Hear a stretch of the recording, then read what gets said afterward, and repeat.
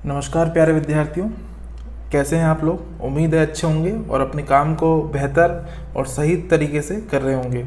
आज का हमारा जो विषय है राजस्थानी कला एवं संस्कृति में, वो है राजस्थान की भाषाएं एवं बोलियां।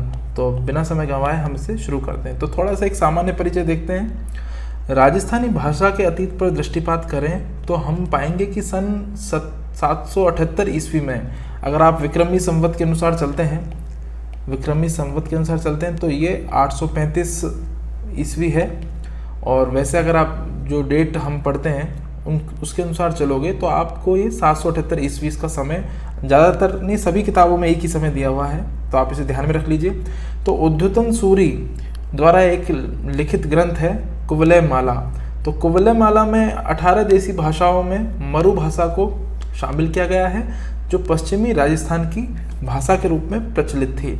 देखिए, मरु भाषा है ना, ये क्षेत्रीय जो भौगोलिक स्थिति है उसके आधार पर ये नाम धरा गया है, तो आप इसे ध्यान में रखिए।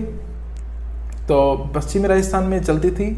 और जो कवि कुशल लाभ हैं, मैं आपको एक और छोटा सा इसमें बताता हूँ। कवि कुशल लाभ, तो कवि कुशल लाभ का एक ग्रंथ था, उसका नाम है पिंगल शिरोमणि। तो पिंगल शिरोमणि में भी इस तरह की जो मरु भाषा है उसका दृष्टांत हम देखने को मिलता है। साथ ही में आईने अकबरी में जो अकबरनामा है, जो अकबर के बारे में जीवन चरित्र का वर्णन है, उसमें भी इसी मरु भाषा यानी मारवाड़ी भाषा का देखने को मिलता है। तो बेसिकली क्या है कि ये मारवाड़ी भाषा को डिनोट करती है, जो मरु भाषा है। तो मारवाड़ी भाषा के बारे में सबसे पहले जानना बहुत ज़्यादा ज़रूरी है। तो आइए सबसे पहले मारवाड़ी भाषा के जो ऐतिहासिक साक्ष्य हैं उनके बारे में एक छोटा सा हम आइडिया ले लेते हैं। अबुल फजल ने आईने अकबरी में मारवाड़ी भाषा शब्द का बारंबार प्रयोग किया है। तो मतलब मारवाड़ी भाषा प्रचलन में थी और ये राजस्थान की मरु भाषा में जानी जाती है, तो इसे आप ध्यान में रखेंगे। और मारवाड़ी भाषा है वो पश्चिमी राजस्थान की भाषा है। अगर आप, जैसे कि हमारा जो राजस्थान का मैप है, अगर आप उसे देखें तो इस तरह से होगा। तो जो पश्चिमी राजस्थान है वहाँ पर लगभग 40 से 50% जो क्षेत्रफल है उसमें ये बोली जाती है मारवाड़ी भाषा। चलते हैं आगे। कुवलय माला में भी मरु भाषा का संदर्भ मारवाड़ी ही है। तो फ्रेंड्स, कुवलय माला उद्योतन सूरी द्वारा लिखा गया है। उद्योतन सूरी इसके कवि हैं। कुवलय माला एक ग्रंथ है।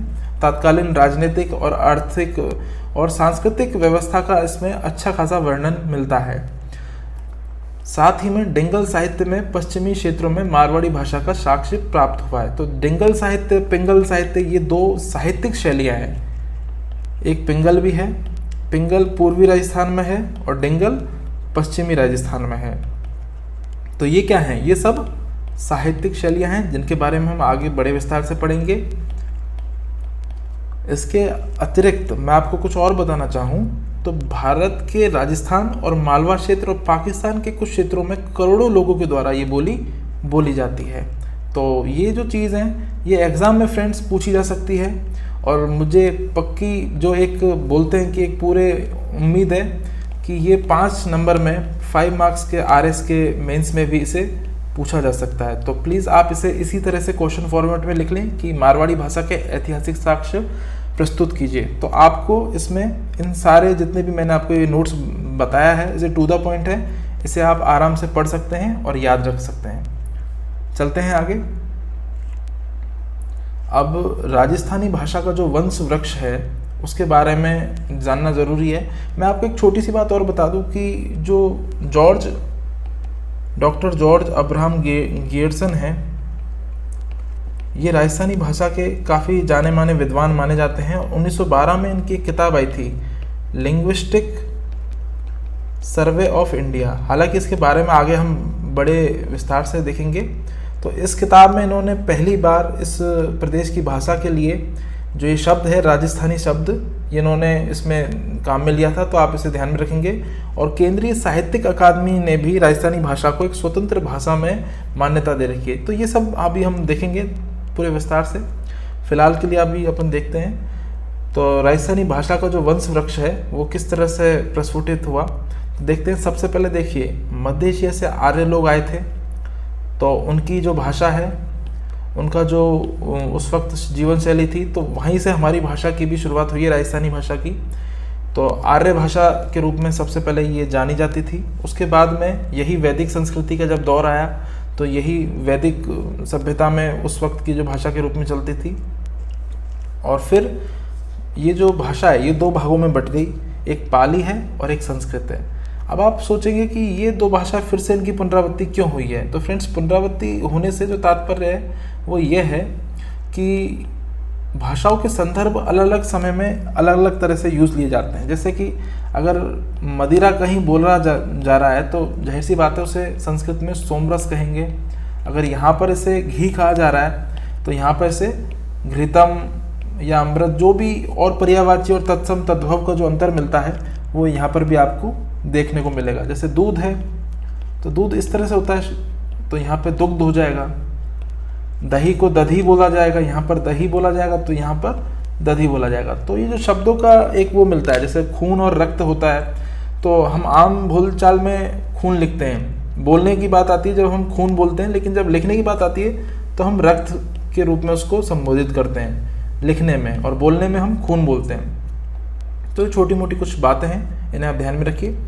आगे जब पाली भाषा आगे जाके बढ़ती है तो ये किस तरह से बढ़ती है, ये शॉर्ट श्रेणी में बढ़ती है और मागधी प्राकृत में बढ़ती है, तो इसे आप ध्यान में रखिए। और एक महाराष्ट्री प्राकृत है जो राजस्थान में, जिसका सबसे ज़्यादा कुछ ऐसा बोलबाला है नहीं है, लेकिन इसे कुछ विद्वान बताते हैं। पाली भाषा के जो 3 रूप हैं यहाँ पर 1, 2 एंड 3। और आगे जाएं तो ये जो शॉर्ट श्रेणी प्राकृत भाषा है ये 2 भाषाओं में बढ़ती है, एक गुर्जरी अपभ्रंश और एक नागर अपभ्रंश। जो सबसे ज़्यादा प्रचलित मत है वो यही है, और हमारी राजस्थानी भाषा इसी से ही निकली है, जिसमें 2 रूप निकल के आते हैं, एक हिंदी और एक राजस्थानी। तो सबसे ज़्यादा इम्पोर्टेंट हमारा गुर्जरी अपभ्रंश ही है, और इसी से ही जो सर्वमान्य मत है वो यही है। तो राजस्थानी भाषा का विकास अपभ्रंश से हुआ है। अपभ्रंश देखिए क्या होता है, जैसे कि मैं आपको बता चुका हूँ, अपभ्रंश भाषा जब अपनी यात्रा से गुजरती है, सैकड़ों सालों में और दशकों में जब भाषा अपनी यात्रा से गुजरती है तो भाषा में कुछ शब्द जुड़ते हैं और कुछ शब्द हटा लिए जाते हैं। तो जो ये विकास की यात्रा होती है इसी में भाषा का विकृतीकरण हो जाता है, तो उसे ही अपभ्रंश कह दिया जाता है। अतः 10वीं सदी तक तो इस पर अपभ्रंश भाषा का ही प्रभाव ज़्यादा रहा। 13वीं सदी तक आते आते प्राचीन पश्चिमी राजस्थान ने अपभ्रंश से अंतिम रूप में संबंध विच्छेद कर लिया। और एक टाइम ऐसा आता है जब भाषा अपने स्टैंडर्ड यानी मानक रूप में स्थापित हो जाती है, तो उसे ही फिर हम भाषा का एक दर्जा दे देते हैं कि चलो इस क्षेत्र की ये भाषा है। चलते हैं आगे। 17वीं सदी के अंत तक आते आते राजस्थानी पूर्णतः एक स्वतंत्र भाषा का रूप ले चुकी थी, और राजस्थानी के विकास को निम्न चरणों में हमने स्पष्ट किया है। तो देखिए, राजस्थानी भाषा जाहिर सी बात है सबसे ज़्यादा प्रभाव गुजराती शैली का ही दिखेगा, क्योंकि एक माँ की जो 2 संतान हैं उसी की तरह राजस्थानी और गुजराती भाषा हैं। क्षेत्रीय कुछ जो जुड़ाव है वो भी है, जैसा कि आप जानते हैं जालौर, सिरोही, बाड़मेर का क्षेत्र गुजरात से बहुत अच्छे से जुड़ा हुआ है। तो 16वीं सदी के बाद में राजस्थानी भाषा का विकास एक स्वतंत्र भाषा के रूप में हुआ था, तो वर्तमान में जो स्वतंत्र रूप धारण कर चुकी है। अब मैं आपको कुछ इसका वर्गीकरण बताता हूँ, उसे आप इस तरह से देखिए कि इसकी जो विकास की यात्रा रही है 11 से 13वीं सदी तक, ये जो भाषा है ये गुर्जरी अपभ्रंश जैन साहित्य के रूप में ज़्यादा प्रचलित थी, और इस समय का जो साहित्य है, जो भी लेखन शैली है, वो जैन साहित्य के रूप में ज़्यादा मिला है। तो ये गुर्जरी अपभ्रंश है जो इसका पहला चरण माना जाता है 11वीं से 13वीं सदी तक।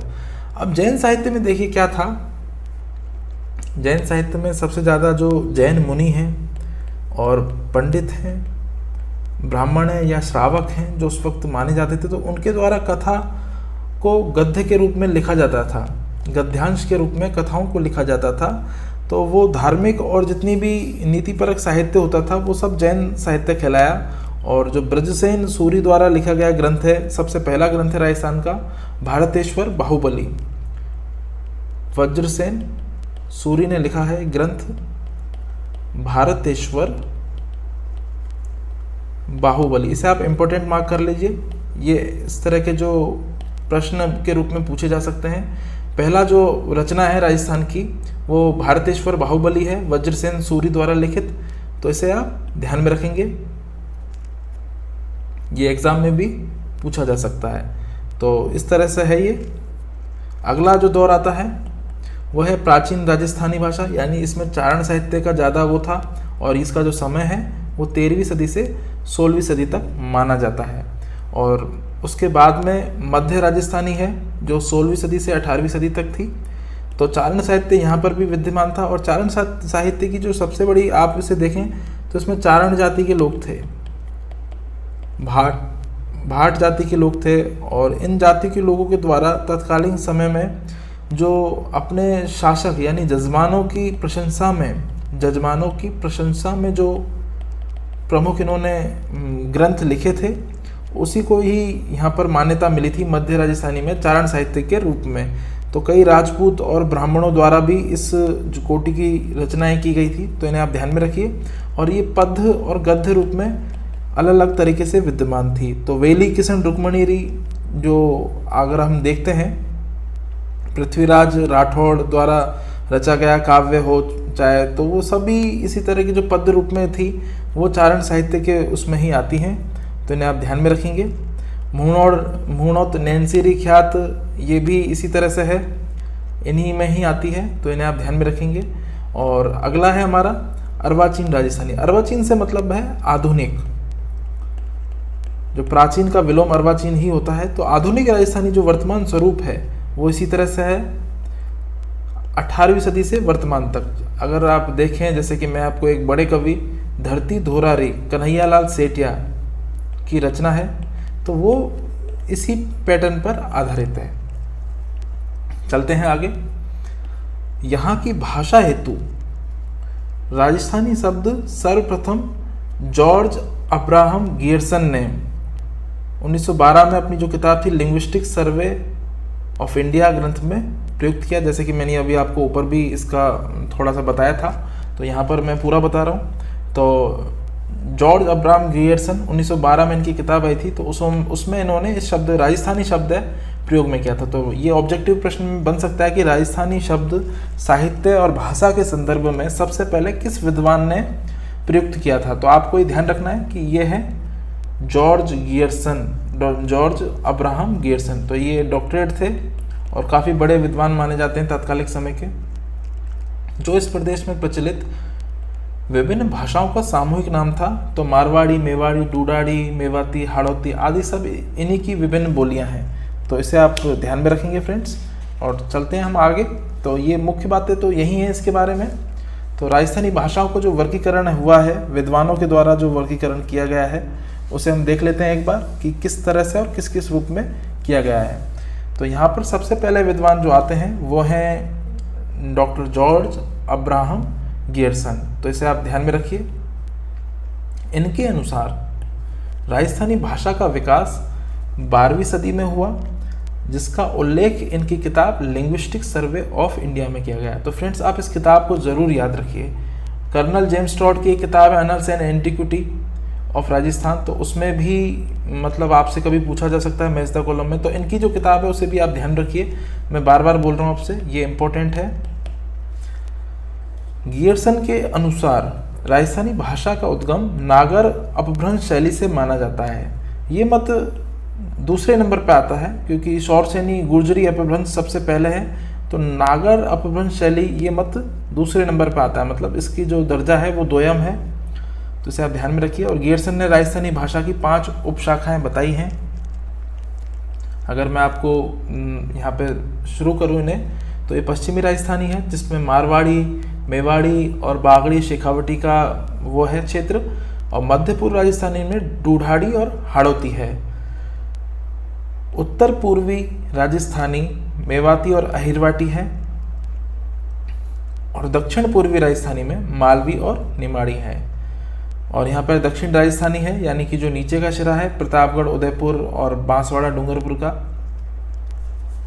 तो ये चीज़ है। और अगले जो विद्वान हैं वो LP टेसिटोरी है, इनका पूरा नाम था लुई जी पियो टेसीटोरी। तो इन्हें जो संबोधित किया जाता है फ्रेंड्स, वो टेसीटोरी नाम से ही संबोधित किया जाता है। तो इनके ऊपर बाद में अलग से चर्चा करेंगे इसी लेक्चर में। अभी जो इन्होंने भाषाओं का वर्गीकरण किया था उसे देखते हैं। तो इन्होंने 2 वर्गीकरण बताए थे, एक था पश्चिमी राजस्थानी और दूसरा था पूर्वी राजस्थानी।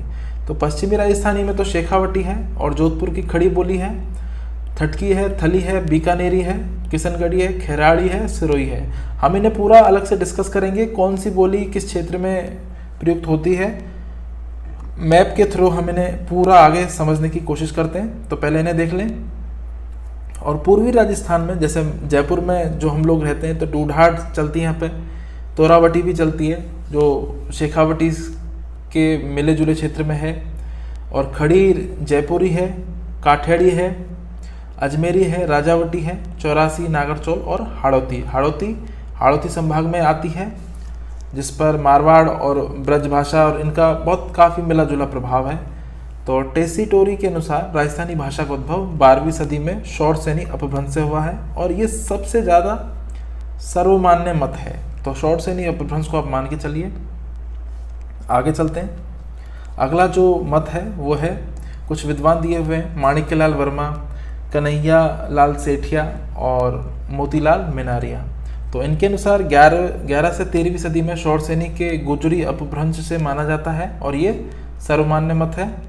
तो बिल्कुल सही बात है। तो मोतीलाल मिनारे की मैं बात करूं तो इन्होंने भी अपना अलग से जो दिया था वो ये है कि इन्होंने 5 भागों में बांटा था। मारवाड़ी है पश्चिमी राजस्थान में बोली जाने वाली, एक है डूढाड़ी, एक है मेवाड़ी और एक है बागड़ी जो आपके वागड़ क्षेत्र है, नीचे डूंगरपुर और बांसवाड़ा वहाँ बोली जाती है, और एक है मालवी।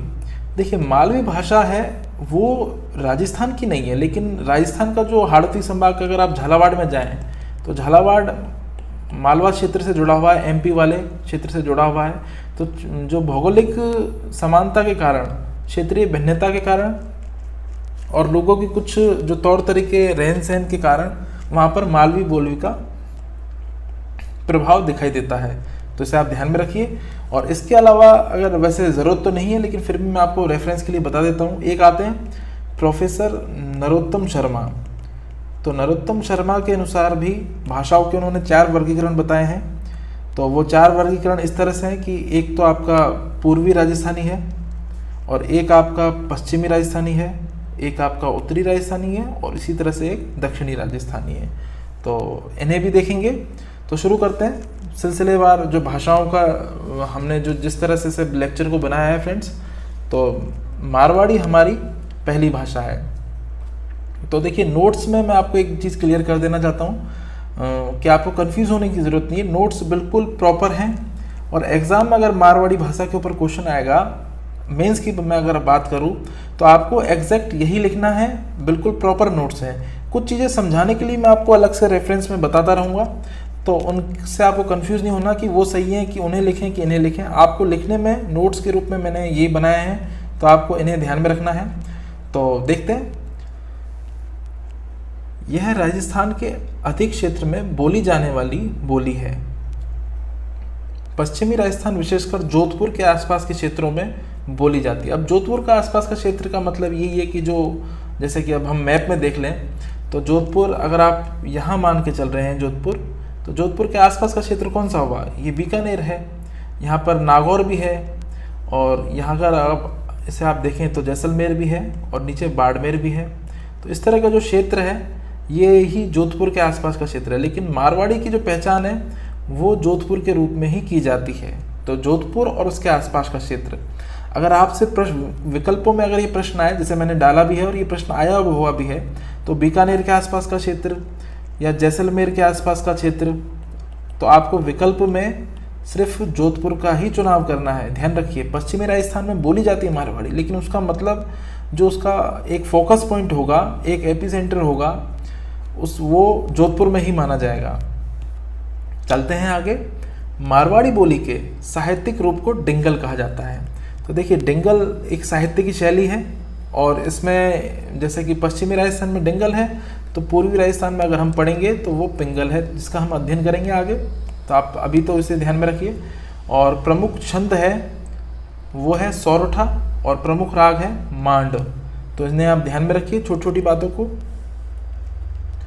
जो उपबोलियां हैं उनमें देखिए मेवाड़ी है, बागड़ी है, शेखावटी है, बीकानेरी है, थली है, खराड़ी है, नागौरी है, थटकी और देवड़ा पहाड़ी और इस तरह की नाना प्रकार की भाषाएं उपबोलियां बोली जाती है। तो इन्हें आप ध्यान रखें। थोड़ा सा इसमें आगे अगर हम देखें तो कुछ और चीज़ें भी हमें देखने को मिलेंगी, जैसे कि जैन साहित्य और मीराबाई के जो अधिकांश पद हैं वो मारवाड़ी में ही लिखे गए हैं और मारवाड़ी भाषा की उत्पत्ति गुर्जरी अपभ्रंश से मानी जाती है। तो फ्रेंड्स, ये जो जितनी भाषाएं हमने यहाँ पर देखी हैं, जो उपबोलियाँ हैं, इन्हें एक बार मैप से अगर देख लें तो शायद बहुत अच्छा रहेगा और हमें समझने और सीखने में बड़ी आसानी रहेगी। तो आप इन भाषाओं को ध्यान में रखिए। अब हम चलते हैं मैप की तरफ। मैं इसे जूम कर देता हूँ ताकि आप इसे अच्छे से देख पाएँ और यहाँ पर जो मार्कर है उसकी हम मदद ले लेते हैं। तो शुरू करते हैं फ्रेंड्स। देखिए, एक भाषा है और एक क्षेत्र है। तो ये पश्चिमी राजस्थान का क्षेत्र है। हमने आपको बताया जोधपुर में मारवाड़ी बोली जाती है, तो आपका ये जोधपुर हो गया। और इसके साथ में एक थटी भाषा भी है, जैसे कि अगर आप यहाँ पर जाके देखें, जिसे थटकी बोला है तो इसे थटी भी बोला जाता है और थटकी एक ही है। तो थटकी भाषा का जो प्रयोग है वो पश्चिमी राजस्थान के किस क्षेत्र में किस तरह से होता है, तो मैं आपको बताना चाहूँगा कि ये बीकानेर है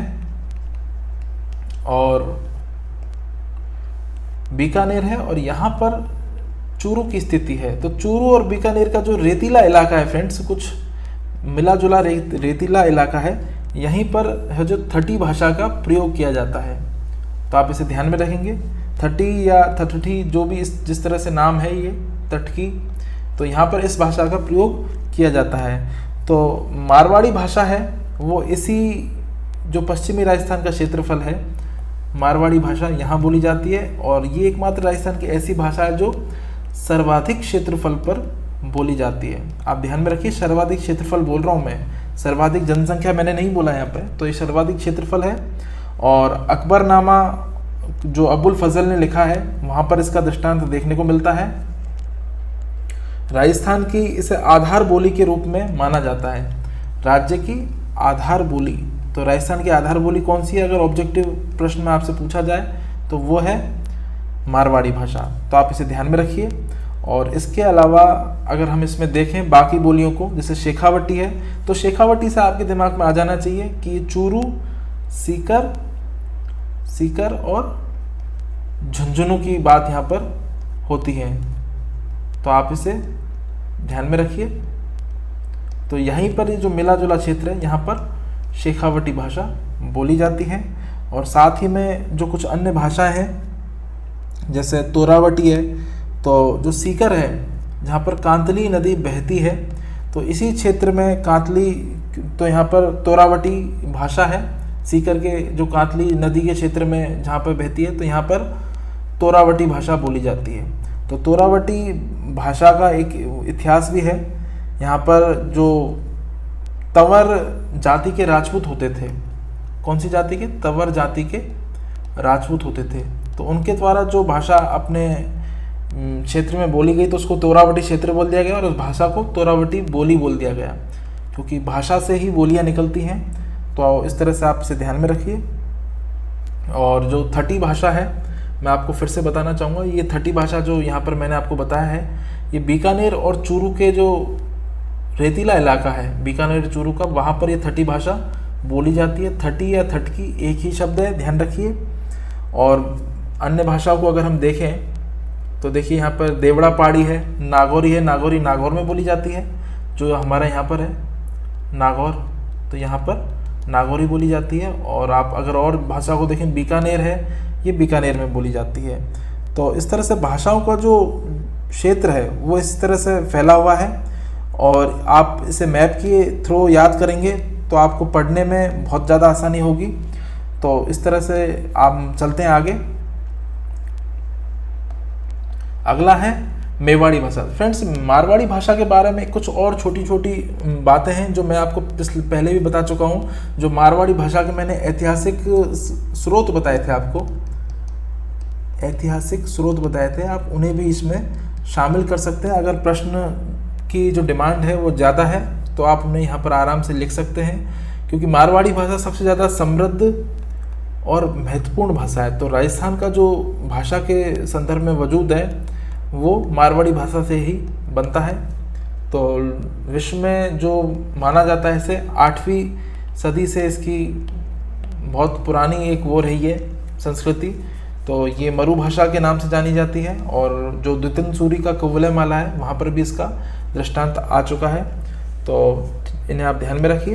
अब हम चलते हैं आगे, जो हमारी मेवाड़ी भाषा है। मेवाड़ी भाषा जैसे कि नाम से आप जान सकते हैं कि ये जो दक्षिणी राजस्थान का हिस्सा है, मेवाड़ी कौन सा, उदयपुर और प्रतापगढ़ है, या आपका बांसवाड़ा है, और एक डूंगरपुर है। तो इस क्षेत्र में मेवाड़ी भाषा बोली जाती है। और भाषाओं में देखिए अंतर बहुत कम होता है।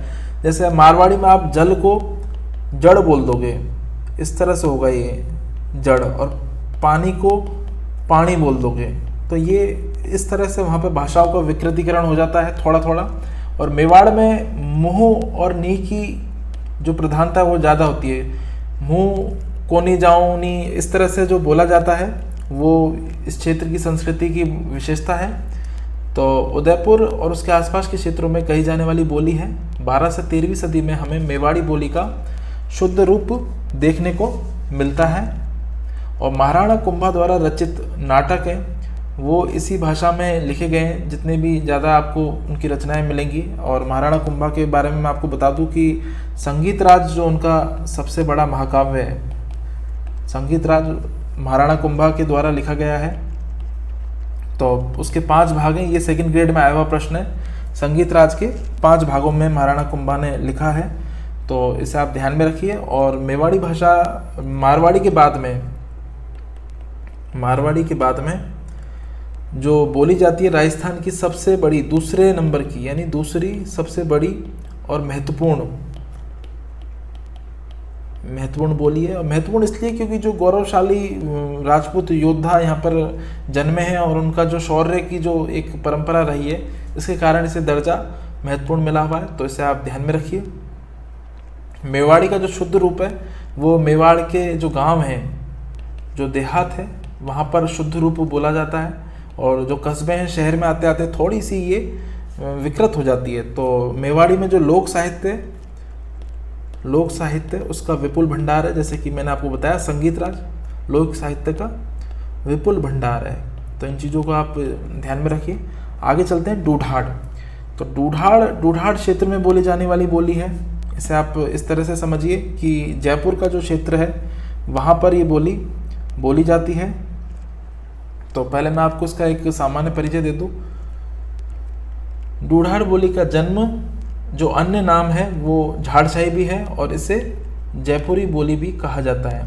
तो झाड़शाही देखिए सिक्के भी मिले हैं जयपुर में, डूढाड़ क्षेत्र में। और 18वीं सदी की पुस्तक है आठ देश गुर्जरी। तो इस पुस्तक में डूढाड़ भाषा का प्राचीनतम उल्लेख हुआ है। गुजराती, मारवाड़ी और ब्रज भाषा का समान रूप से प्रभाव देखने को मिलते हैं। अब जो ये पॉइंट है ना फ्रेंड्स, ये सबसे ज़्यादा इम्पोर्टेंट है। आपकी जो प्रश्न बनेगा वो 8 देश गुर्जरी को भी पूछ सकता है और इसको भी पूछ सकता है, क्योंकि ऑब्जेक्टिव में बनाने के लिए विकल्प काफ़ी ज़्यादा होते हैं। अगर टफ क्वेश्चन बनेगा तो वो यहीं से बनेगा, और नॉर्मल क्वेश्चन आएगा तो उससे आप सभी कर देंगे। तो यहाँ पर जो ऑब्जेक्टिव की मैं अगर बात करूँ तो देखिए कौन कौन सी चीज़ें आपसे पूछी जा सकती हैं। एक तो झाड़शाही शब्द है, ये बहुत इंपॉर्टेंट है डूढाड़ी भाषा के, डूढाड़ी बोली के लिए। दूसरा, ये जितनी भी बोलियाँ गुजराती, मारवाड़ी और ब्रज भाषा, ये भी बहुत इंपॉर्टेंट है। और 8 देश गुजरी, ये भी आपको पढ़ना है अच्छे से। तो उत्तरी जयपुर को छोड़ करके आप बिल्कुल ध्यान से सुनिए, ये प्रश्न पूछा जा सकता है। और जिलेवार जो परीक्षाएं होती है, जैसे कांस्टेबल या पटवार की जो वैकेंसियां निकलती हैं, तो उनमें ये प्रश्न बहुत आसानी से पूछा जा सकता है। उत्तरी जयपुर को छोड़ करके जो शेष जयपुर बसता है, उसमें जयपुर है, किशनगढ़ है, टोंक है, उसका लावा क्षेत्र है, अजमेर, मेरवाड़ा है। तो वहाँ पर ढूढ़ाड़ी जो बोली है बोली जाती है। और ये गद्य और पद्य दोनों में ही प्रचुर मात्रा में इसका जो साहित्य है वो रचा गया है। और संत दादू थे, देखिए संत दादू दयाल थे, एक प्रसिद्ध संत हुए हैं। इन्हें राजस्थान का कबीर कहा जाता है। दादू इसलिए बोलते थे इनसे क्योंकि ये हर चीज़ को मतलब दान में दे देते थे, बहुत दान पुण्य करते थे, और इनकी जो व्यक्तित्व था वो बहुत ही दयालु प्रवृत्ति का था। तो इस तरह से जो इनका नाम है ये दादू दयाल बना। तो आप इसे ध्यान में रखिए। दादू दयाल और इनके जो शिष्य हुए हैं, इन्होंने इसी भाषा में अपने ग्रंथों की रचनाएं की हैं। तो मैं आपको मैप में अगर अंदर लेके चलूँ फ्रेंड्स, तो यहाँ पर अगर आप इसे अच्छे से देखें तो ये जयपुर है, ये जो स्थान है ये जयपुर है। और इसमें मैं आपको सबसे बड़ी बात ये बताऊं कि ढूढ़ाड़ी भाषा यहाँ पर बोली जाती है। उत्तरी जयपुर के इस भाग को अगर छोड़ दें तो यहाँ पर ढूढ़ाड़ी भाषा बोली जाती है। तो इसके बीच में जो कुछ मूलभूत बातें हैं वो मैं आपको बताना चाहूँगा। ढूढ़ाड़ी भाषा यहाँ पर बोली जाती है, और यहाँ पर जो टोंक से जुड़ा हुआ क्षेत्र है, जयपुर में जो टोंक से जुड़ा हुआ क्षेत्र है, यहाँ पर और भी भाषाएं बोली जाती हैं, जैसे चौरासी है, और इसके अतिरिक्त नागरचोल है, नागरचोल और काठेड़ी, ये टोंक की भाषा है काठेड़ी। तो इन्हें आप ध्यान में रखिए, और ये इसका प्रमुख वो है, तो इन्हें आप ध्यान में रखिएगा। मैप के थ्रू समझने में चीज़ें याद अच्छे से रह सकती हैं। तोरावटी ढूढ़ाड़ी की उपबोलियों में से एक है। तो ये जो दोनों भाषाएं आपको दिख रही हैं आगे मैप में, एक तोरावटी और हाड़ौती, इन्हें ढूढ़ाड़ी बोली की जो उपबोलियों के रूप में मान्यता मिली हुई है। तो इन्हें आप ध्यान में रखिए। मैप से देखने से चीज़ें बहुत अच्छे से क्लियर हो जाती हैं। और ढूढ़ाड़ की उपबोलियों में से एक है जो जयपुर जिले के कुछ उत्तरी भाग में बोली जाती है। और जयपुर आपको पता है जो मैप में स्थिति मैंने आपको बताई है वहाँ पर है। और तोरावटी देखिए, जो मैंने आपको बताया था यहाँ पे राजपूत योद्धा थे, तवर जाति के राजपूत योद्धा थे, तो उन्हीं से ही जो तोरावटी और तवर क्षेत्र को तोरावटी बोल दिया गया और बोली को तोरावटी भाषा बोल दिया गया। तो झुंझुनू जिले का जो दक्षिणी भाग है, अगर ये चूरू है, ये झुंझुनू है और ये सीकर है, तो झुंझुनू जिले का दक्षिणी भाग और सीकर जिले का पूर्वी भाग। तो दक्षिणी और पूर्वी भाग इस तरह से यहाँ पर जो जयपुर की सीमा से मिले हुए हैं, वहाँ पर ये बोली जाती है, जिसे तोरावटी कहा जाता है। तो काठेड़ बोली जयपुर जिले के दक्षिणी भाग में प्रचलित है। यहाँ पर जो टोंक से लगता हुआ क्षेत्र है, यहाँ पर काठेड़ बोली जाती है। और नागरचोल सवाई माधोपुर और टोंक के ज़िले में यहाँ पर बोली जाती है। तो इसे आप ध्यान में रखिए।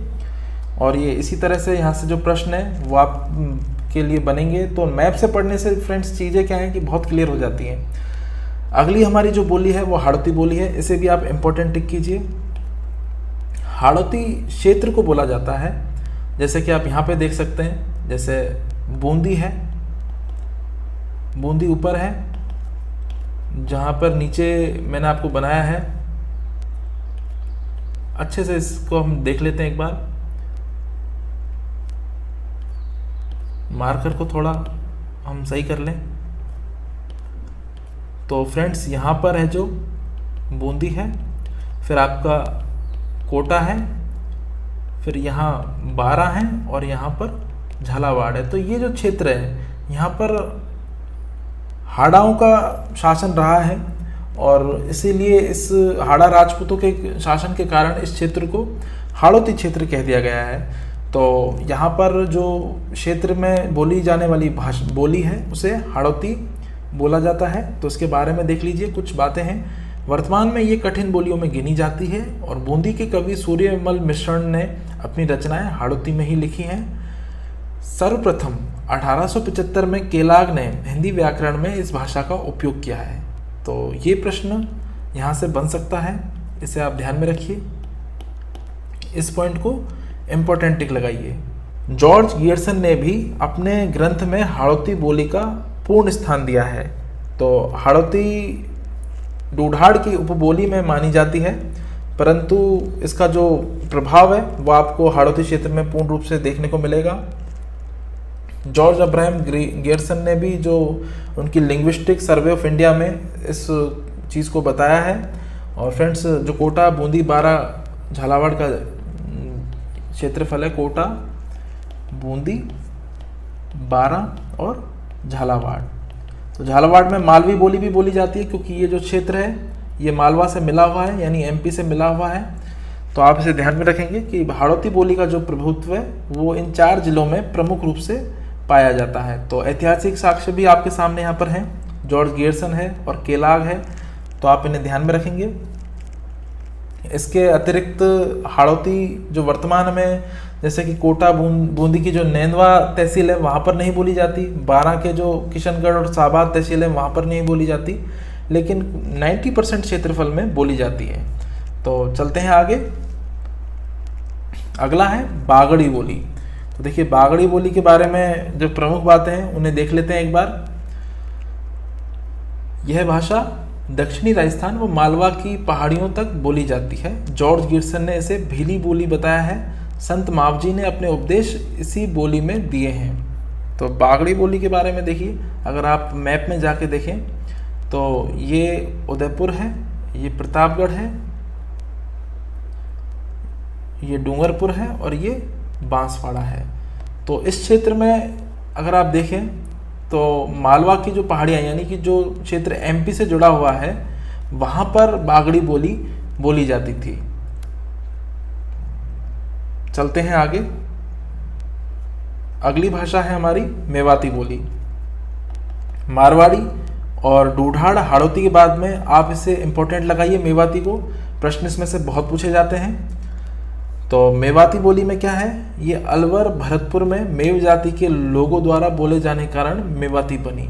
देखिए मेव जाति के लोग धर्म से, जाति से मुसलमान हैं, परंतु जो इनके रीति रिवाज और रहन सहन है, रीति रिवाज और जो रहन सहन है वो हिंदू धर्म के ही हैं, और ये हिंदू धर्म के देवी देवताओं को भी पूरी तरीके से मानते हैं जैसे हिंदू मानते हैं।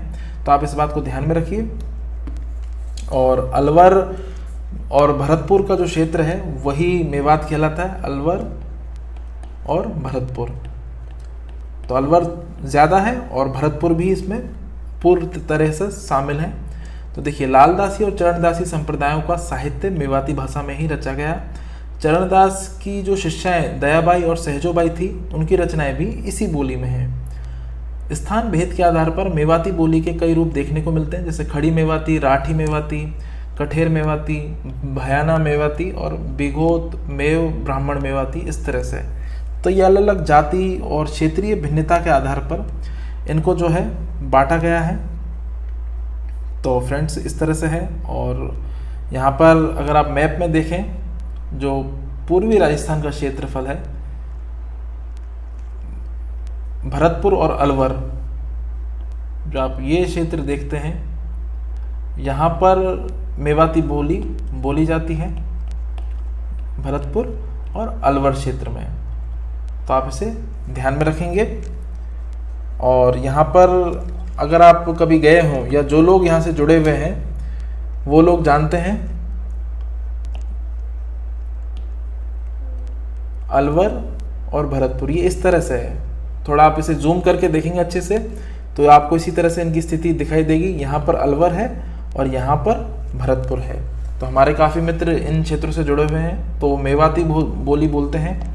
और मेवाती बोली की देखिए, मैं आपको अगर पूर्ण स्पष्ट रूप से बताऊं तो जो ब्रज भाषा चलती है, ब्रज भाषा मथुरा में चलती है, उसी का ही एक विकृत रूप है जो करौली, दौसा और पूर्वी राजस्थान में बोली जाती है। तो ये जो विकृत रूप है यही मेवाती भाषा को संबोधित करता है।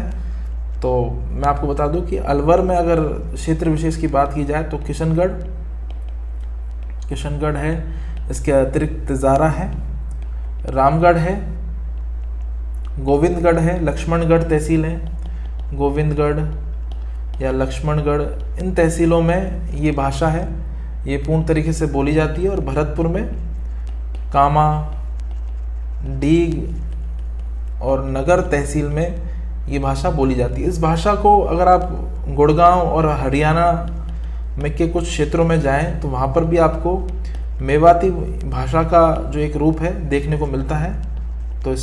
तो आप इसे देख लीजिए कि राजस्थानी भाषा की कौन सी भाषा जो गुड़गांव और हरियाणा क्षेत्र में बोली जाती है। तो मेवाती भाषा अगर ऑप्शन में है तो आप इसे लगा सकते हैं। और मेवाती बोली पर ब्रज भाषा का प्रभाव है वो अत्यधिक दिखाई देता है। तो अगर आपसे पूछ लिया जाए कि मेवात पर कौन सी भाषा का प्रभाव दिखाई देता है तो आपको ऑप्शन में लगाना है ब्रज भाषा। तो इसे आप ध्यान में रखिए और चलते हैं आगे। अगला है अहिरवाटी यानी राठी, इसका जो बोला जाता है। ये अभीर जाति के जो हरियाणवी और मेवाती के बीच में बोली जाने वाली बोली है। अलवर में बहरोड और मुंडावर तहसील में भी बोली जाती है। जयपुर में ये कोटपुतली तहसील के जो उत्तरी भाग है वहाँ पर भी बोली जाती है और दक्षिणी दिल्ली में भी बोली जाती है। हरियाणा के गुड़गांव, महेंद्रगढ़ और नारनौल, रोहतक में भी ये बोली जाती है। अभीर जाति के क्षेत्र की बोली होने के कारण इसे हीरवाटी या हीरवाल भी कहा जाता है। इस बोली को राठ कहा जाता है, इसलिए इसे राठी भी कहते हैं। तो जोधराज का जो हमीर रासो महाकाव्य है, जोधराज कवि का हमीर रासो जो एक महाकाव्य है, उसमें भी इसी बोली का प्रयोग किया गया है। एक शंकर राव का मैं आपको बताऊं, शंकर राव का इस तरह के जो प्रश्न मैच द कॉलम में आरएस पूछ लेता है। भीम विलास काव्य है, वो भी इसी बोली में लिखा गया है। और अली बख्शी ख्याल जो होते हैं लोकनाट्य, अली बख्शी ख्याल, तो फ्रेंड्स वो भी इसी बोली में होते हैं। तो आपने ध्यान में रखिए। चलते हैं आगे। अगला है मालवा बोली। तो देखिए मालवा बोली राजस्थान की नहीं है, परंतु जो झालावाड़ और जो हमारा दक्षिण पूर्वी राजस्थान है वो मिला हुआ है, तो वहाँ पर मालवा बोली का प्रभाव दिखाई देता है। तो मालवी जो बोली है वो मारवाड़ी और ढूढ़ाड़ी बोली की कुछ विशेषताओं को सम्मिलित किए हुए हैं। अब ये जो है ये आपसे ऑब्जेक्टिव क्वेश्चन में पूछा जा सकता है, तो इसे आप ध्यान में रखिए। और मराठी भाषा का भी इस पर प्रभाव देखने को मिलता है। मालवी एक कर्णप्रिय और कोमल भाषा है, तो इसे भी आप ध्यान में रखिए। मालवी का रागड़ी रूप भी है जो राजपूतों के द्वारा बोला जाता है। तो देखिए मालवी मालवा क्षेत्र में बोली जाती है और ये मालवा के जो राजपूत हैं उनकी भाषा है, तो इसमें ये है। और यहाँ पर जो झालावाड़ की जो स्थिति है वहाँ पर ये भाषा बोली जाती है। तो ये क्षेत्रीय सभ्यता से मिली हुई भाषा है। चलते हैं आगे। अगली भाषा है निमाड़ी। तो फ्रेंड्स निमाड़ी के बारे में इतना ध्यान रखिए कि मालवी की उपबोली है और निमाड़ी को दक्षिणी राजस्थानी भी कहा जाता है। गुजराती और भीली का भी इस पर प्रभाव देखने को मिलता है। खैराड़ी भाषा में अगर आप देखें तो बूंदी और शाहपुरा तहसील है जो भीलवाड़ा में, उसके क्षेत्रों में बोली जाती है। मेवाड़ी, ढूढ़ाड़ी और हाड़ौती का इसमें मिश्रण है खैराड़ी बोली में। तो ये जो स्टेटमेंट है इसे आप इम्पोर्टेंट लगाइए। क्वेश्चन आपसे इसी तरह से पूछे जाएंगे कि कौन सी जो उपबोली है वो किन किन बोलियों से मिलकर बनी है। तो रागड़ी भाषा मालवा के राजपूतों में मालवी और मारवाड़ी का मिश्रण से बनी है, तो ये बोली जाती है इसी तरह से।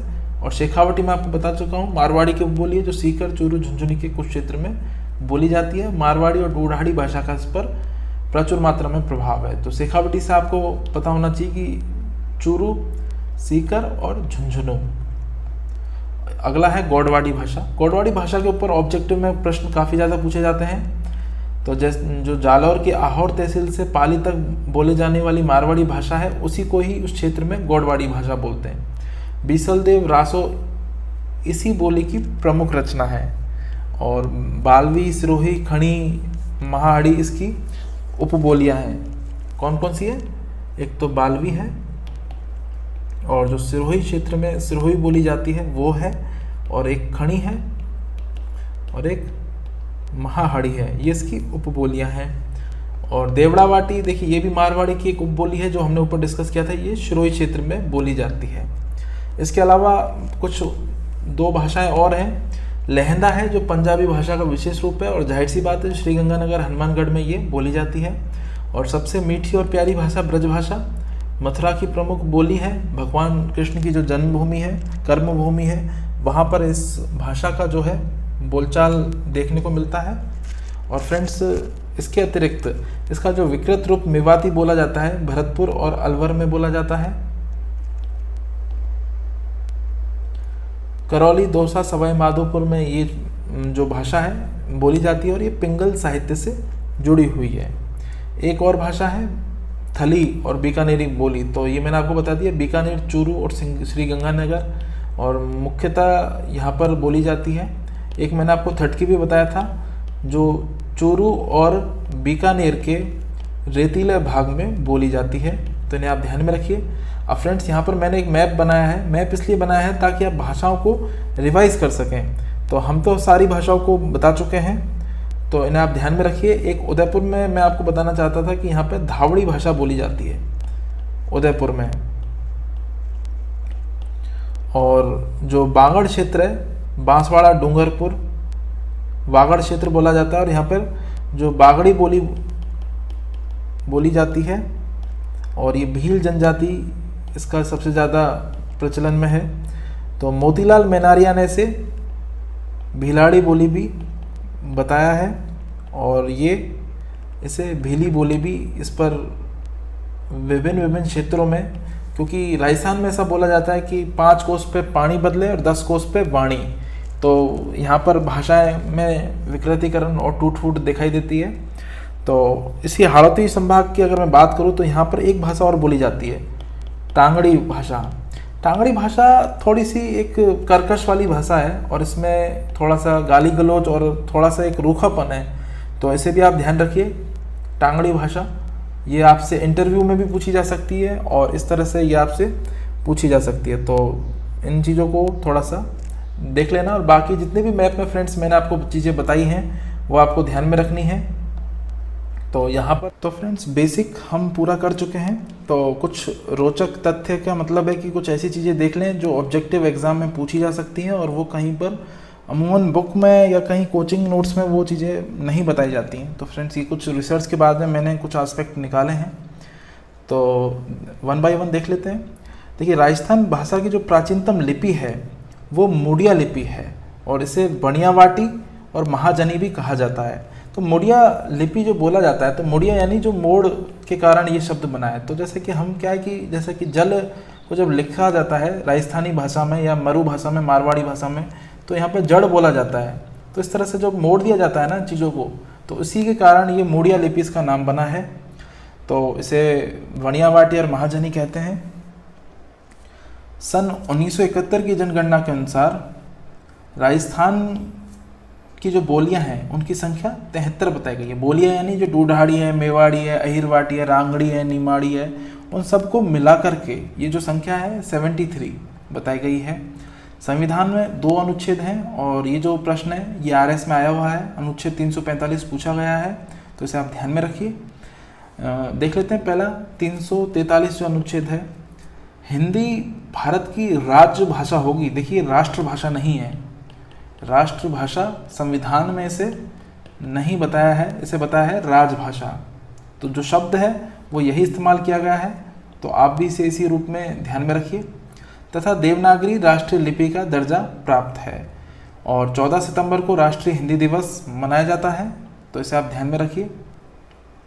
अनुच्छेद 345 में क्या है, ये दोनों ही इम्पोर्टेंट हैं। अनुच्छेद 345 में प्रत्येक राज्य की राजकीय भाषा का प्रावधान है। तो जैसे कि अब राजस्थानी भाषा हमारे प्रांत में होती है, तो राजस्थान की जो राजकीय भाषा वो हिंदी है, लेकिन जो बोलचाल की भाषा है वो मायड़ भाषा राजस्थानी है। तो 21 फरवरी को ये इस दिवस के रूप में मनाया जाता है और जैसे कि मैंने आपको बताया है 14 सितंबर राष्ट्रीय हिंदी दिवस के रूप में मनाया जाता है। तो मायड़ भाषा जो राजस्थानी है वो 21 फरवरी को मनाया जाता है। कुछ और चीज़ों को देखते हैं।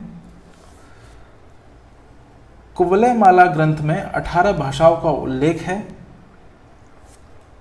और राजस्थानी भाषा में 7वां स्थान रखती है भारत में और विश्व में ये 16वां स्थान रखती है, क्योंकि देखिए जनसंख्या ज़्यादा है और करोड़ों लोगों द्वारा बोली जाती है। पाकिस्तान में भी मारवाड़ी भाषा को, जो राजस्थानी भाषा है, मरु भाषा है, उसको बोला जाता है। तो ऑब्जेक्टिव एग्जाम में ये भी पूछा गया है, राजस्थानी भाषा का स्वर्णकाल 17 से 19वीं शताब्दी माना गया है और जो राजस्थान का प्राचीनतम रचना है वो भारतेश्वर बाहुबली है। इसे आप मोस्ट इम्पॉर्टेंट में लगाइए। और भारतेश्वर बाहुबली के जो लेखक हैं वो हैं, लेखक को वज्रसेन सूरी हैं, वज्रसेन सूरी हैं। और ये जो रचना है ये 1168 ईस्वी में लिखी गई थी, लगभग उस समय बताया है। और इसका जो भाषा है वो मारू गुर्जर भाषा में लिखा गया है। तो मारू गुर्जर देखिए इसी तरह से जो राजस्थानी जो मारवाड़ी भाषा है उसी से ही मिलती जुलती है। और इसमें जो इसकी विषय है वो है कि जो राजा भरत और बाहुबली के बीच में युद्ध हुआ था, एक बहुत ही घोर युद्ध हुआ था, उस युद्ध का इसमें वर्णन है। तो इन्हें आप ध्यान में रखिए। कुछ रोचक तथ्य हैं, उसके बाद में जैसे कि मैंने आपसे कहा था कि हम ऑब्जेक्टिव क्वेश्चन हैं उन्हें डिस्कस करेंगे। तो करते हैं शुरू। पहला प्रश्न है, मारवाड़ी भाषा का जो विशुद्ध रूप है वो कहाँ दृष्टिगत होता है। देखिए ये क्वेश्चन है, ये सेकंड ग्रेड में आया हुआ है, सेकंड ग्रेड एग्जाम में आया हुआ प्रश्न है। शायद 2011-12 में एक प्रश्न पूछा गया है, तो इसे ध्यान रखिए। मैंने नोट्स में भी आपको बताया था कि विकल्प में इसमें आपको उदयपुर और सीमावर्ती क्षेत्र, बीकानेर और सीमावर्ती क्षेत्र, या सिरोही सीमावर्ती क्षेत्र, बाड़मेर और जैसलमेर सीमावर्ती क्षेत्र, तो आपको इसमें जोधपुर और उसके सीमावर्ती क्षेत्रों को लगाना है। ये प्रश्न इंपॉर्टेंट है फ्रेंड्स। सबसे पहले ये सेकंड ग्रेड में पूछा गया था, उसके बाद में कई परीक्षाओं में इसे पूछा जा चुका है, तो इसे आप ध्यान में रखिए। अगला प्रश्न है खराड़ी बोली। ये खराड़ी बोली है। खराड़ी बोली कहाँ बोली जाती है? एक बूंदी में बोली जाती है और एक शाहपुरा यानी भीलवाड़ा की तहसील है, वहाँ पर ये खराड़ी बोली बोली जाती है, तो इसे आप ध्यान में रखिए। अगला है जगरोटी किस क्षेत्र की बोली? तो जगरोटी देखिए करौली क्षेत्र में आता है, और एक जगरवाड़ यहाँ पर गोत्र भी पाया जाता है मीणा जातियों में। तो ये जगरोटी एक क्षेत्र विशेष की शैली से संबंधित है, और ये करौली जो जिला है वहाँ पर बोली जाती है। ये एक तरह से ब्रज भाषा है, उसी की ही एक शैली के रूप में है, तो इसे आप ध्यान में रखिए। अगला प्रश्न है राजस्थानी भाषा का साहित्यिक रूप कौन सी बोली है? तो राजस्थानी भाषा का जो साहित्यिक रूप है देखिए वो मुख्यतः डिंगल बोली है, जो पश्चिमी राजस्थान में प्रचलित है, और वही राजस्थानी भाषा कहलाती है। तो यहाँ पर आपको कंफ्यूज होने की जरूरत नहीं है। डिंगल मारवाड़ी की ही एक साहित्यिक शैली है, ये भाषा नहीं है डिंगल, ये डिंगल साहित्यिक शैली है, तो इसे आप ध्यान में रखिए। और ये जो गुर्जरी अपभ्रंश है, ये अपभ्रंश का ही रूप है, और गुजराती जो वो है गुजराती शैली उससे काफ़ी ज़्यादा ये मिलती जुलती है। तो इन छोटी मोटी चीज़ों को आप ध्यान में रखिए। और पिंगल भी होती है जो पूर्वी राजस्थान में है। अभी हम एक क्वेश्चन फॉर्मेट में से पढ़ेंगे, आगे चलते हैं आगे। अगला प्रश्न है राजस्थान की बोली व क्षेत्र के संबंध को ध्यान में रखते हुए निम्नलिखित में से गलत युग्म को पहचानिए। तो देखिए टोंक और डूढ़ाड़, तो ये तो जयपुर वाला हिस्सा है, तो ये तो सही हो जाएगा। 12 हाड़ौती में आता है। करौली में मेवाती चलती है जो ब्रज का ही एक विकृत रूप है। लेकिन ये बागड़ी भाषा है ना, ये पाली में नहीं होती। देखिए बागड़ी भाषा डूंगरपुर और बांसवाड़ा में होती है जो वागड़ क्षेत्र है, तो आप इसे ध्यान में रखिए। इस तरह से क्वेश्चन आएंगे और आपको इसी तरह से उनके जवाब देने हैं फ्रेंड्स। तो ये जो प्रश्न है ये RS प्री में आया हुआ प्रश्न है। RS प्री 2012 में ये पूछा गया प्रश्न है, तो इसे इम्पोर्टेंट लगाइए। इस तरह के प्रश्न आते हैं देखिए RS में जो लेवल होता है। अगला देखते हैं राठी और महेठा किस बोली की उपबोलियाँ हैं? तो ये मेवाती है और ये अहीर जाति के लोगों के द्वारा बोली जाती हैं। हरियाणा में भी और दक्षिणी दिल्ली में भी इनकी जो बोले जाने वाले लोगों की प्रधानता है, तो आप इसे ध्यान में रखिए। और भरतपुर अलवर में भी, धौलपुर में भी जो क्षेत्र है ब्रज भाषा का क्षेत्र, वहाँ पर ये बोली जाती हैं। अगला प्रश्न है राजस्थान की बोलियों का वैज्ञानिक अध्ययन करने वाला विद्वान कौन है? तो ये हैं सर जॉर्ज अब्राहम गियर्सन। ये डॉक्टर थे, PhD किए हुए विद्वान व्यक्ति थे काफ़ी, और इनका जो वर्णनात्मक दर्शन है वो इन्होंने ही प्रस्तुत किया था। सन 1907 और 8 में इनकी एक पुस्तक आई थी जो मैं आपको काफ़ी मोस्ट बता चुका हूँ, लिंग्विस्टिक सर्वे ऑफ इंडिया। तो इसे आप ध्यान में रखिए। और अगला जो प्रश्न है उसे भी हम देख लेते हैं। जॉर्ज गियर्सन ने वागड़ में बोले जाने वाली भाषा को क्या कहा? तो जॉर्ज गियर्सन ने वागड़ में जो भाषा बोली जाती थी, मैंने आपको बताया वागड़ जो है वो एक क्षेत्रीय शैली है जिसे डूंगरपुर और बांसवाड़ा में बोला जाता है। तो ये भीली बोली है, डूंगरपुर और बांसवाड़ा में बोले जाने वाली बोली, तो इसे आप ध्यान में रखिए। और आगे देखते हैं, निमाड़ी एवं रागड़ी किस बोली की विशेषता है? तो निमाड़ी और रागड़ी मैंने आपको बताया कि मालवी, जो मालवा क्षेत्र है वहाँ पर मालवी भाषा बोली जाती है, तो ये उसी की विशेषता। और जो मालवा में राजपूत होते थे, राजपूतों के द्वारा ये आम रूप से प्रचलित थी, तो इसे आप ध्यान में रखिए। अगला प्रश्न है, गौड़वाड़ बोली का क्षेत्र है। तो गौड़वाड़ी जो बोली है वो सिरोही क्षेत्र में बोली जाती है और ये मारवाड़ी की उपबोली है।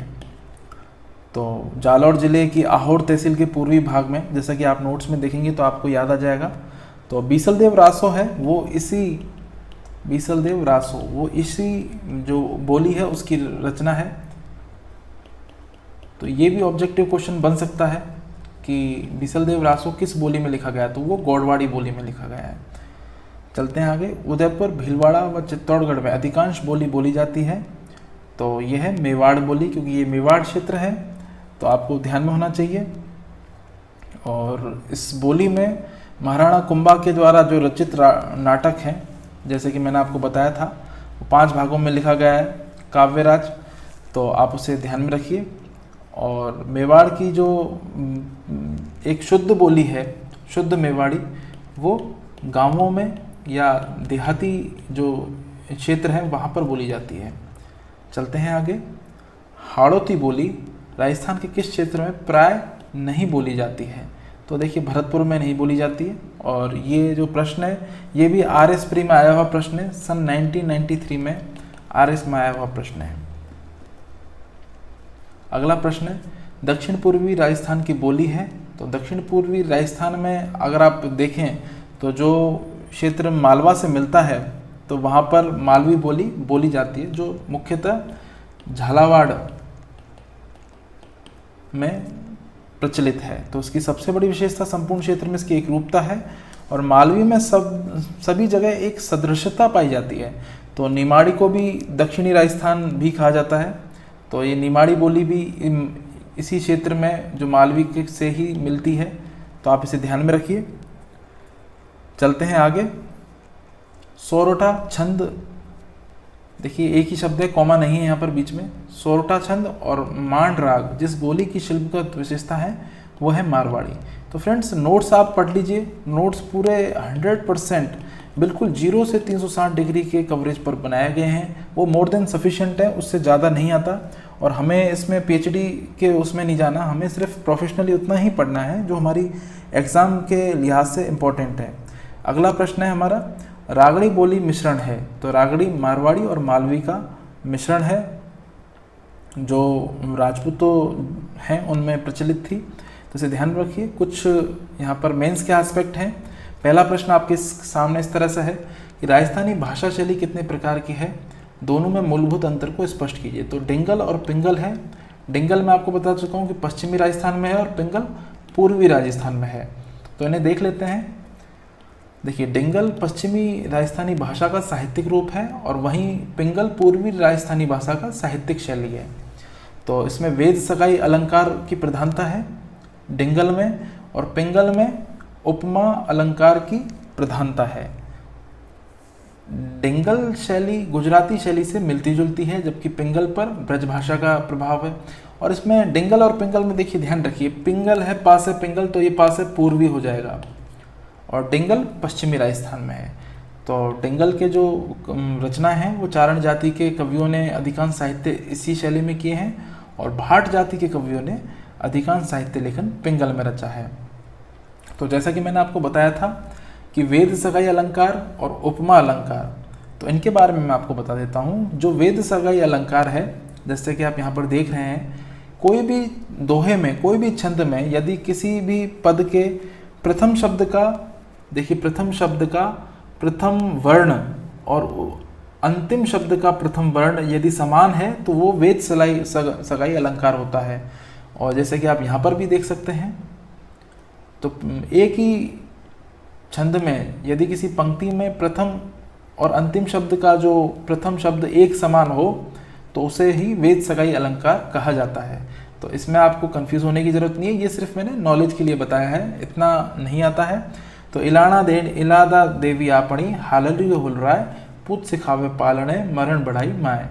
तो ये राजस्थान की जो राजपूती योद्धाओं के शौर्य से और वीरता से जो एक इतिहास है, गौरव गाथा है, उसको बताता है। और यहाँ देखिए आप उपमा अलंकार हरिपद कोमल कमल। तो देखिए उपमा में क्या होता है कि किसी भी वस्तु की किसी भी कृति की जो उपमा है, तुलना है, वो किसी विशेष वस्तु या किसी प्राकृतिक सौंदर्य से की जाती है तो उसे उपमा अलंकार कहा जाता है। तो हरि यानी भगवान विष्णु या भगवान कृष्ण, तो उनके जो पैर हैं, उनके जो पद हैं वो कमल के समान कोमल हैं, कमल के समान कोमल हैं। तो यहाँ पर एक उपमा दी जा रही है पैरों को, तो इसलिए यहाँ पर उपमा अलंकार है। तो ये छोटी मोटी बातें हैं, इस प्रश्न को आप और अच्छे से अपने नोट्स में बना के लिख लिए। और मेरा आपसे यही निवेदन है कि आप इन्हें प्रिंट आउट करवा लें तो बहुत ही अच्छा। अगला हमारा जो प्रश्न मैंने बनाया है, वर्तमान और प्राचीन राजस्थानी भाषा में संक्षिप्त विभेद बताओ। तो फ्रेंड्स देखिए, प्राचीन राजस्थानी भाषा में तो आई और उई इस तरह के जो शब्द होते थे, और नवीन जो प्रादुर्भाव हुआ है राजस्थानी भाषा का, उसमें आई की जगह ए और उई की जगह ओ है। जैसे जैतसी का जैतसी हो गया। और प्राचीन राजस्थानी भाषा में मुख्यतः गद्य विशेष होता था और आधुनिक में गद्य और पद्य दोनों पाया जाता है। तो ये भी इम्पोर्टेंट है। हालांकि शायद ही कभी इतना अगर आयोग बेरहम हो गया तो आपसे इस तरह के प्रश्न पूछ सकता है। ये देखने में सुनने में आसान होते हैं, लेकिन अगर एग्ज़ाम में आपको डायरेक्ट ही मिल जाए तो आप इन्हें नहीं कर सकते, क्योंकि समय इतना कम होता है और मानसिक दबाव इतना होता है कि वहाँ पर पेन बहुत सोच समझ के ही चलाना पड़ता है। और सबसे इम्पोर्टेंट जो अगला मैंने एस्पेक्ट यहाँ पे लिखा है, एलपी टेसीटोरी के जीवन का एक अल्प परिचय हमें देना है।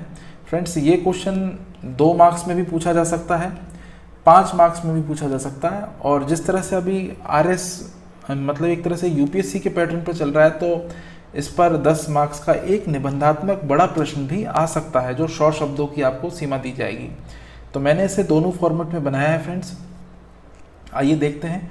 भारतीय सभ्यता व संस्कृति में विशेष रुचि रखने वाले एलपी टेसीटोरी का मैं आपको नाम बता चुका हूँ, लुइजी पियो टेसीटोरी। तो इन्हें टेसीटोरी नाम से ही संबोधित किया जाता था। तो इन्होंने हिस्टोरिकल सर्वे ऑफ राजपुताना के अधीक्षक के पद में राजस्थानी आए थे, लेकिन बीकानेर में उनका मन ऐसा रमा कि वो यहीं के होकर रह गए।